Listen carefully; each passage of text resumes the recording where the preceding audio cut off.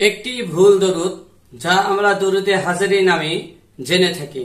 তো এক এলাকার গোরস্থানে প্রবেশের মুখে দেখলাম বড় করে সাইনবোর্ড তৈরি করে অতি যত্নের সঙ্গে দরুদে হাজারি নামে একটি দরুদ লিখে রেখেছেন। তো তার নিচে ফজিলত হিসেবে লেখা আছে যে কবরের নিকট গিয়ে কেউ এই দরুদ শরীফটি যদি একবার পাঠ করে, আবার দেখলাম যে 3 বার যদি পাঠ করে, তাহলে ওই কবর ওয়ালার 40 বছরের কবর আযাব মাফ হয়ে যাবে। তো এই ধরনের দরুদ ও ফজিলতের কোনো ভিত্তি নেই। এছাড়া এতে না আছে দরুদের নূর আর না আছে ভাষার মাধুর্য, বরং এতে রয়েছে কিছু অসৌজন্যমূলক শব্দ।